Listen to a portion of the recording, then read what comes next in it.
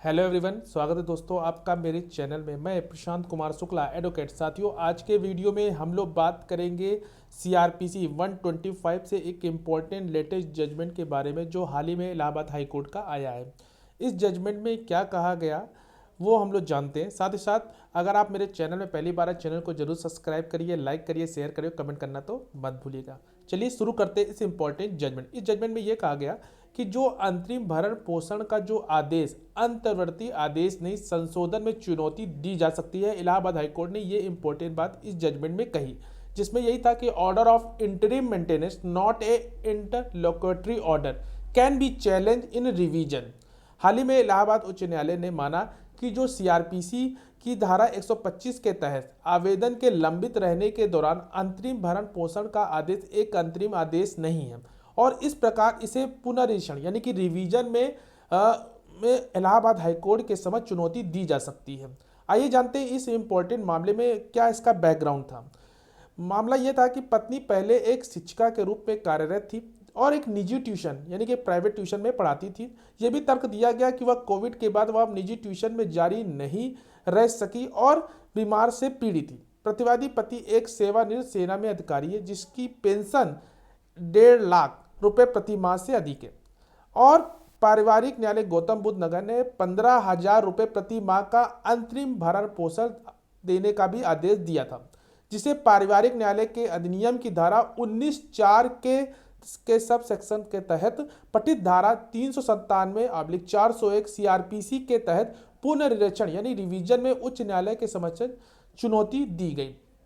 प्रारंभिक जो आपत्ति द्वारा यानी कि धारा 125 सीआरपीसी के तहत अंतरिम रखरखाव के आदेश के खिलाफ पुनरीक्षण की स्थिरता के संबंध में उठाया गया था। प्रतिवादी के जो वकील थे उन्होंने बताया कि राहुल नगर बनाम यूपी राज्य पे भरोसा किया और दूसरा जिसमें इलाहाबाद उच्च न्यायालय ने माना कि सीआरपीसी की जो धारा है 125 के तहत जो अंतरिम गुजारा भत्ता देने का आदेश एक अंतरिम आदेश है और इसके खिलाफ आपराधिक पुनरीक्षण स्वीकार नहीं है। हाईकोर्ट का यह फैसला था कि जो लियाकत हुसैन और सुगंधा पोरवाल मामले में इलाहाबाद उच्च न्यायालय के फैसलों पर भी भरोसा करते हुए न्यायालय ने कहा कि पुनरीक्षण एक अंतरिम आदेश के खिलाफ होगा जो सख्ती से एक अंतरिम आदेश नहीं बल्कि एक तत्काल आदेश है।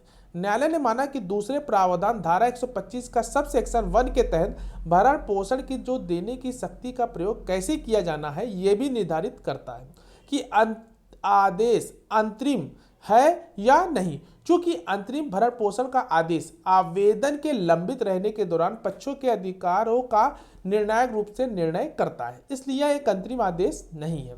कोर्ट ने माना कि जो सीआरपीसी की धारा 125 के सब सेक्शन 1 के तहत अंतरिम भरण पोषण के जो अनुदान को एक अंतरिम आदेश नहीं कहा जा सकता क्योंकि यह आवेदन के लंबित रहने के दौरान भरण पोषण के अधिकारों को स्पष्ट रूप से तय करता है। इसके अलावा गुण दोष के आधार पर मामले की सुनवाई करते हुए न्यायालय ने पाया कि जो तथ्य है वो पत्नी को उनके बेटे से मिले 10,000 रुपये ने साबित कर दिया कि अतिरिक्त प्रधान न्यायाधीश परिवार न्यायालय गौतम बुद्ध नगर द्वारा दिया गया जो अंतरिम भरण पोषण का जो वो अपर्याप्त था। यह देखते हुए प्रतिवादी यानी पति की आय रुपए से अधिक है यानी कि 1 लाख प्रति माह। न्यायालय ने पेंशन खाते में मासिक आधार पर प्राप्त राशि का 25% अंतरिम रखरखाव बढ़ाया। अदालत ने प्रतिवादी को स्वास्थ्य कार्ड को नवीनीकृत करने का भी निर्देश दिया जो कि विपरीत पक्ष का जीवन साथी होने के नाते सैन्य अधिकारियों से मुफ्त चिकित्सा उपचार का भी अधिकार देता है। तो ये एक इम्पॉर्टेंट जजमेंट जो हाल ही में आया है और इस जजमेंट पे यही बात थी कि order for interim maintenance not a interlocutory order can be challenge in revision. Allahabad high court का ये एक इम्पॉर्टेंट जजमेंट था। आशा करते हैं जजमेंट आपको समझ में आया होगा।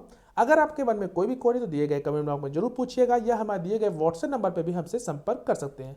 अगर आपको किसी केस से रिलेटेड कोई भी क्वेरी है तो आप कॉल पे भी अपना अपॉइंटमेंट बुक करा सकते हैं। मिलते हैं एक नेक्स्ट वीडियो एक नेक्स्ट जजमेंट सीरीज के साथ, तब तक के लिए धन्यवाद।